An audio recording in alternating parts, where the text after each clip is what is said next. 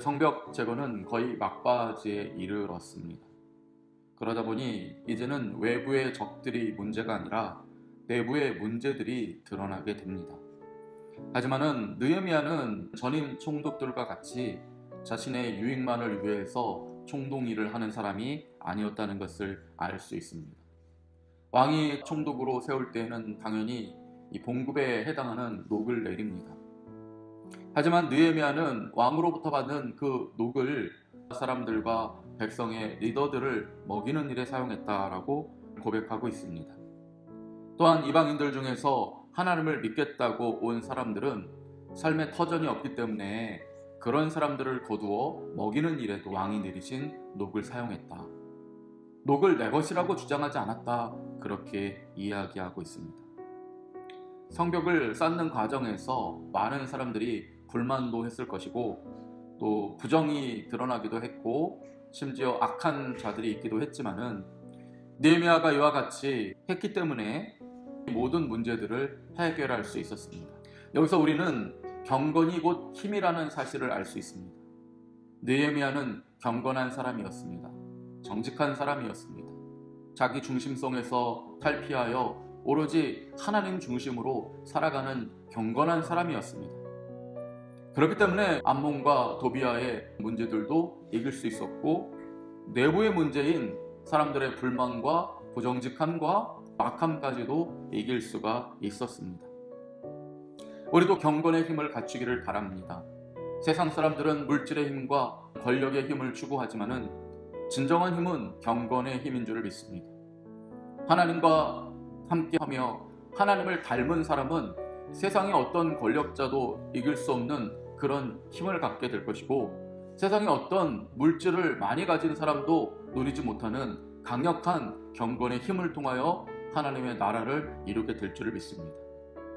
그렇다면 그 힘은 어디에서 나오는 것일까요? 경건의 힘은 기도로부터 나옵니다.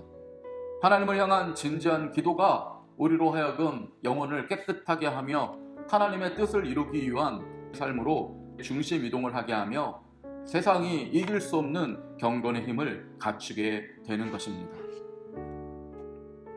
세계적인 자동차 회사인 제너럴 모터스사에 근무하던 찰스 캐터링은 세계 최고의 자동차 기술자였습니다.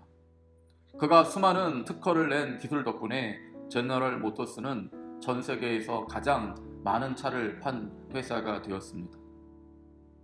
그가 워낙 천재적인 기술을 개발했기 때문에 사회적으로도 널리 이름이 알려져 있는 인물이었다고 합니다.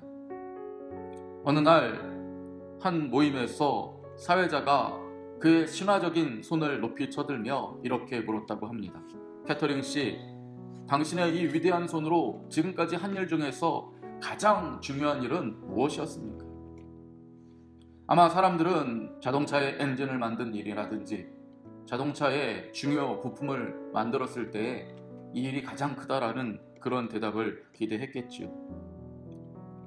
캐터링은 잠시 생각하더니 이렇게 대답했다고 합니다. 자동차 업계에서 가장 중요한 기술은 인간관계의 기술이었습니다. 저는 혼자서 일을 할 수 없습니다. 수많은 사람들과 관계하는 가운데 멋진 자동차를 만들 수 있었습니다. 그러나 인간관계는 어떤 자동차 기술보다 풀기 어려운 문제였습니다. 그럴 때마다 저는 하나님께 나아가 두 손을 들고 기도했습니다. 제 손이 한 가장 위대한 일을 물어보신다면 그것은 기도라고 할 수 있습니다. 그렇습니다. 사람의 마음을 움직이시는 분은 하나님이십니다. 사람의 마음을 하나로 모아주시는 분이 하나님이십니다. 느헤미야는 이 일을 처음 시작할 때부터 기도했습니다. 그런데 성경을 살펴보니 느헤미야가 이렇게 4개월 동안 기도했던 것입니다. 세상은 인간관계를 위해서 탁월한 경영학이나 심리학 등을 배우라고 권합니다.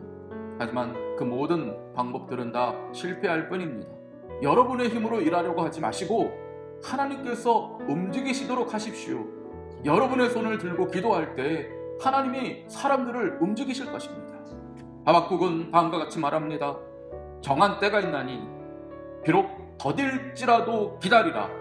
지체되지 않고 반드시 응하리라 주님 앞에 기도한 사람은 반드시 놀라운 일을 경험하게 될 줄을 믿습니다.